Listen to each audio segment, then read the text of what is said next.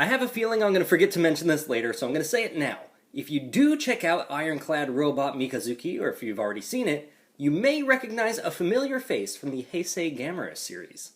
Hello, and welcome back to Thirsty Thursday Toys. Today we've got an absolutely bizarre character and a surprisingly reasonable cocktail to go with it. I call this one Watermelon Memories, and this cocktail is made with watermelon juice, vanilla vodka, lemon juice, and simple syrup. And, simply for aesthetics, blueberries. Start by blending up your watermelon.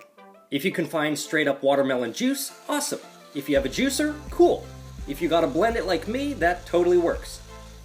After it's all blended, strain out the pulp, and you may have to strain it out a couple of times. Also, make sure you have a container to save all the juice in. Now the juice won't last very long on its own, so that's why I'm not juicing an entire watermelon. I recommend using as much of it as you can within the week.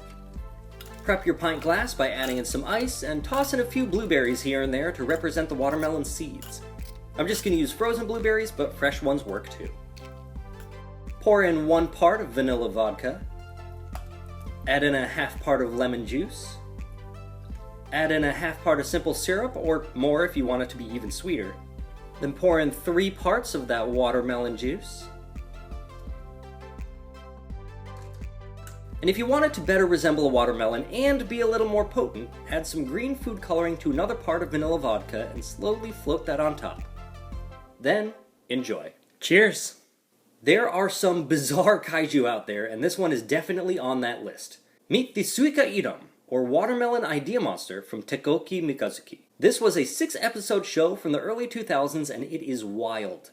The watermelon kaiju is from the first episode, and as far as I'm aware, these are the only 2 figures of it. If there are more, please let me know.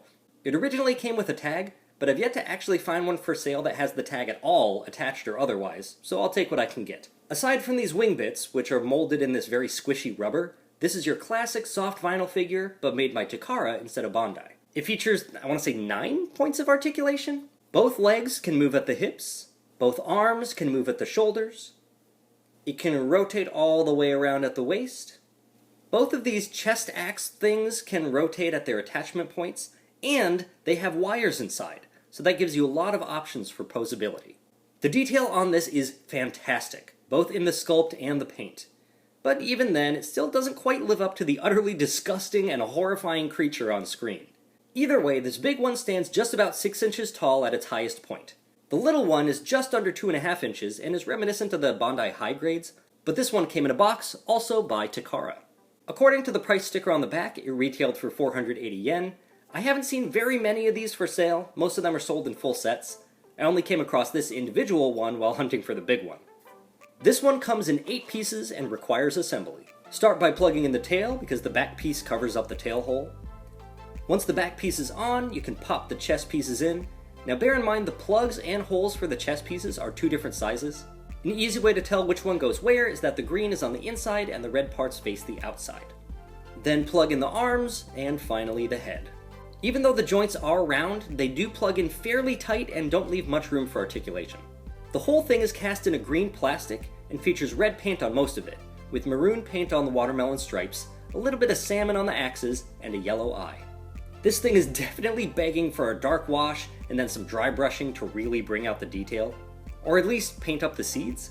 The detail on this one pales in comparison to the vinyl figure, but I do appreciate how easily the chest pieces are removed, since the creature didn't have them until later on in the show. So if you leave them off, you still have a screen-accurate rendition of the character. There are a few other kaiju and giant robots from the series, both in vinyl form and in these mini forms, but none struck me quite like the Watermelon Idom. If this is something you never knew you needed, then I want to wish you good luck on your hunt, thank you for subscribing, and remind you to please drink responsibly.